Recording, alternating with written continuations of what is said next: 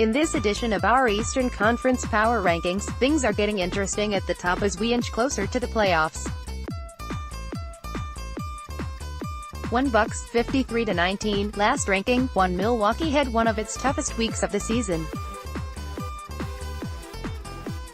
After the Bucks lost to the Sixers at home, they beat the Lakers before losing to the lowly Cavs. The biggest culprit is the injury bug which has ravaged their deep roster. Giannis Antetokounmpo missed 2 games with an ankle injury. Brogdon and Nikola Mirotic are both out for an extended period. George Hill and Sterling Brown are also out. Milwaukee is limping to the finish line. 2 Raptors, 51-21, last ranking. 2 There's a chance Toronto could catch Milwaukee, though the Raptors are dealing with injury issues of their own. Kyle Lowry missed their win over the Thunder and will miss the rematch Friday night. Kawhi Leonard is still on his back-to-back restriction. The other thing I'm still curious about is Marc Gasol. He's been okay. Meanwhile, Jonas Valanciunas has been really good for Memphis. He had a monster 33-point performance against the Rockets and has averaged 19.4 points over his last 11 games. 3 Sixers, 47-25, last ranking. 3 Don't look now, but the Sixers are the hottest team in the NBA. They've won 6 straight, including wins over Milwaukee and Boogeyman Boston, and are now 7-1 when all 5 members of their new starting 5 are in the lineup. The Sixers have one of the easiest remaining schedules, but it seems unlikely that they'll catch the Bucks. They appear to be a near lock for the 3 seed. I'm keeping them at 3 here only because of the body of work this season. That said, the Sixers have to be looked at as a team nobody wants to face in the postseason. We're just 8 games into Sixers 3.0. This new starting unit may just be scratching the surface. Scary. 4 Celtics, 43-29, last ranking. 4 Boston continues to be one of the most confounding teams in the NBA. On some nights, they look unbeatable. On other nights, not so much. There still appears to be a struggle to mesh Kyrie Irving's abilities as an ISO player with Brad Stevens' offensive system. It's also evident that the Sixers picked on Irving defensively with a great success Wednesday night. We won't truly learn about the Celtics until the playoffs begin. 5 Pacers, 44-29, last ranking. 5 Indiana has dropped 4 in a row and that's to be expected while missing all-star Victor Oladipo and having one of the toughest schedules in the league to close out the season. The Pacers are clinging to the 4 seed but will likely drop and face off against Boston in the first round. 6 Pistons, 37-34, last ranking. 8 Detroit came back down to earth after its ridiculous run, but this is a team that's figured some things out. The Pistons will go as far as Blake Griffin and Andre Drummond will take them, but it's the recent resurgence of their perimeter players like Reggie Jackson, Wayne Ellington and Langston Galloway that's fueled their recent success. 7 Nets, 37-36, last ranking. 6 I did struggle to drop Brooklyn because they did have a brutal road trip that took them to Oklahoma City, Utah, Los Angeles, to play the good LA team, and Sacramento, as their monster comeback against the Kings, in which D'Angelo Russell dropped 44, shows they can be wildly entertaining when playing well. 8 Heat, 35-36, last ranking. 7 Miami is doing its best to hang on to that 8th seed with 3 impressive wins this week over the Hornets, Thunder and Spurs. Goran Dragic is rounding into form since returning to the lineup and has given Miami a huge boost off the bench. He averaged 22.3 points in the 3 wins and shot a sizzling 64% from 3. 9 Magic, 34-38, last ranking. 9 Orlando kept pace with Miami, winning 3 in a row as well. All 3 wins occurred after the arrival of Michael Carter-Williams. Coincidence? Yes, definitely. 10 Hornets, 32-39, last ranking. 10 Charlotte gave the Sixers quite the scare, but it's looking like the Hornets will come up short in their quest for the playoffs. It's not surprising. All season in this space we referenced the need to get Kemba Walker help. That help never came. 11 Wizards, 30-43, last ranking, 11 Thomas Bryant looks like he might be a legitimate prospect. Other than that, Hawks, 25-48, last ranking, 12 You have to respect what Lloyd Pierce is doing in Atlanta. The Hawks are coming off a nice win against Utah and Trae Young is making a late push to overtake Luka Doncic as Rookie of the Year. They won't be a pushover for the Sixers Saturday. 13. Bulls, 21-52, last ranking, 13 Same deal with the Bulls, who look like they might have something with the quartet of Lauri Markkanen, Zach LaVine, Otto Porter Jr. and Wendell Carter Jr. Though they're playing to win, it would be something if they got the number 2 pick and wound up with Murray State's Ja Morant. 14 Cavs, 19-53, last ranking, 14 Speaking of Morant, he's looking like one hell of a consolation prize if Cleveland can't get the number 1 pick again. A backcourt duo of Collins, Sexton and Morant could run a few teams out of the building. 15. Knicks, 14-58, last ranking, 15 They're watching the NCAA tournament with bated breath, hoping Zion Williamson gets delivered to them healthy. Click here to download the My Teams app by NBC Sports. Receive comprehensive coverage of your teams and stream the Flyers, Sixers and Phillies games easily on your device. More on the Sixers, Camden, New Jersey. Many of us are shy about sharing our ambitions, worried we'll look foolish if we don't reach them.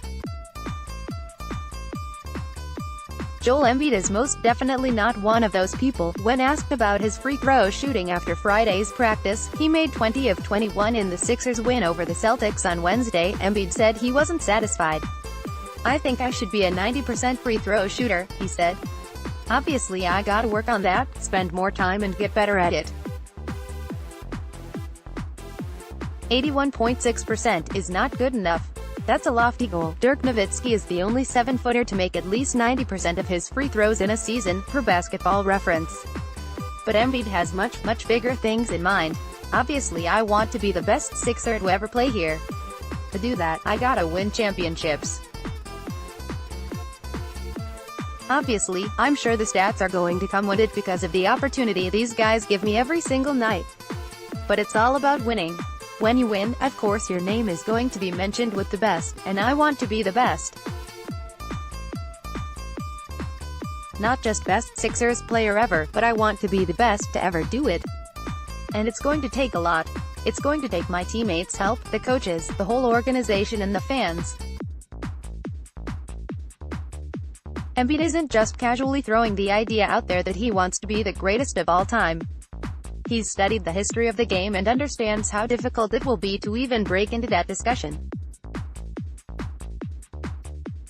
In a piece by Bleacher Report's Howard back in January, Embiid said, "To me, the GOAT has always been Wilt Chamberlain." Embiid knows it won't be easy to overtake a man who once averaged over 50 points and over 25 rebounds in a season. He told back in January, "I don't like shooting threes. I just do it because, spacing. I gotta space the floor and make sure that my man never helps off of me." His perspective on the subject sounds like it may have shifted. A 29% three-point shooter this season, Embiid thinks he's capable of being a much more efficient player from behind the arc. "Obviously my three-point shot is still a work in progress," he said. "I'm sure I'm going to get to a point in my career where I'm shooting 40%. Whenever I get to that point, that's really the last thing. Last summer was really the first time I got to work on my game. My handle got better, but there's still so much work I still have to do. I've got a long way to go." Watching Embiid night after night, it's easy to become numb to how dominant he already is. In his last 2 games, against 2 of the Eastern Conference's elites in the Bucks and Celtics, he's posted a combined 77 points and 39 rebounds. He's not near Chamberlain's status yet, but he very well may be, if he can stay healthy, on a trajectory that one day makes him a valid part of the GOAT conversation. After being around Embiid for just 6 weeks, Tobias Harris is already amazed by his ability, and maybe even a little jealous. Joel, he's really, really good at basketball, Harris said. Against Boston, he was doing some moves where I had to ask myself, can you do that move? And I said, probably not. His skill level is through the roof for somebody with his size. He's just going to continue to get better, too. He still has a lot of things that he can grow with his game, and I think that's the scary thing about him. Click here to download the My Teams app by NBC Sports. Receive comprehensive coverage of your teams and stream the Flyers, Sixers and Phillies games easily on your device. More on the Sixers. If you're a Philly fan in a Sixers jersey walking down South Street, you may have been subject to an impromptu version of the Sixers starting lineup intros. I'll do the BNNNN Simmons and they'll look at me like that guy's weird, public address announcer Matt Cord joked.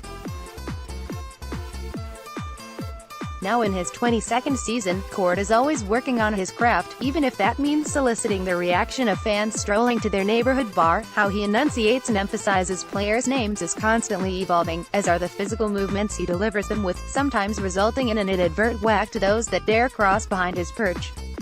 For Cord, the starting lineup introductions are his performance, and the mic is his stage. It wasn't until about a handful of years ago that Cord started incorporating physical gestures into his routine. Out of necessity due to a neck accident, a stationary mic was switched out for one that Cord could move around with more freely, giving new life to his performance. Recently, Stephen Curry approved. This is why at Matty Cord is the best. Check out at Stephen Curry 30's reaction. Pic.twitter.com/xjconry, Christian Crosby, at Christian Crosby, March 6, 2019. I totally knew he was watching everything, but I didn't know anyone had taped it. Cord said, now everywhere I go, people say that to me, hey. I saw that video Steph posted. But, since Joel Embiid was out, there was one thing Curry missed. He missed my process, Cord said. Asterisk, asterisk, asterisk, it's true. There's nothing quite like when Cord introduces the Sixers' crown jewel at Wells Fargo Center, especially if you sit behind the scorer's table. Adu Joel. From Kansas, number 21, Joel, the process EMMBAD. I turn around for the process for whoever is sitting behind me. Take a look for yourself. Joel, the process EMBADDD. Have loved everything about how Matty Cord performs at Sixers starting lineup intros since I got here. Like, have you ever noticed how he turns around to the fans for the process? Story coming up next on NBC's Philly. https://t.co/sidlb4kjr. Serena Winters, at Serena Winters, March 22, 2019. But it wasn't always this way. In the summer of 2016, Cord ran into Embiid at a music festival. I go up to Joel and say, hey man, you're going to start next year, and I'm working on your name and I need something else. Call me Hans, that's my middle name. Cord remembers Embiid saying. So then, the very first game, I see him in the back, at the arena, and I'm like, Joel Hans Embiid, and he's like, no, no, no. I've changed it to the process. He was joking around, and he said he legally changed his name to the process, so you have to call me the process. Cord, worried Embiid could get in trouble, decided against it. I didn't do it the first game, and he kind of looked at me a couple times in the game when he scored. And now, the rest is history. Asterisk, asterisk, asterisk. Embiid isn't the only player who has influenced Cord's introductions. Years ago, Allen Iverson came up to me and said, make me 6'2", and so, Cord obliged. And finally, a 6'2" guard. The next game, I did it again.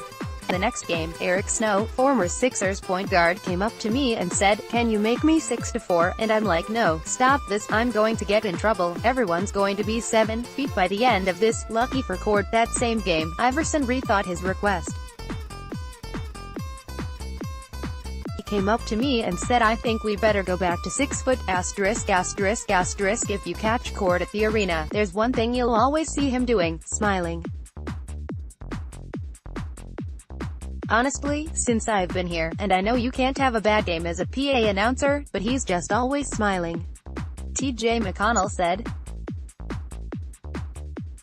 And just the way he announces so enthusiastically, he comes up with these things like 3J, when McConnell shoots a 3, and even stuff he said when I was a rookie with Ish Smith, like a dish from Ish. Well actually, Cord doesn't come up with all of those sayings. But he did come up with 3J. Longtime statistician Ron Pollock has offered up sayings like dish from Ish, feed from Embiid, and Embiid indeed, it's a joint effort.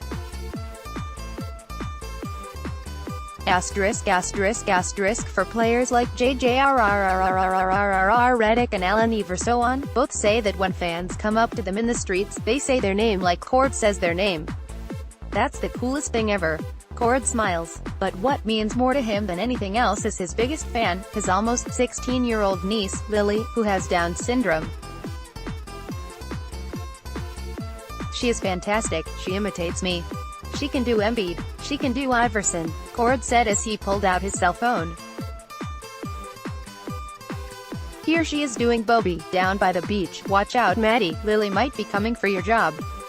Click here to download the My Teams app by NBC Sports. Receive comprehensive coverage of your teams and stream the Flyers, Sixers and Phillies games easily on your device. More on the Sixers.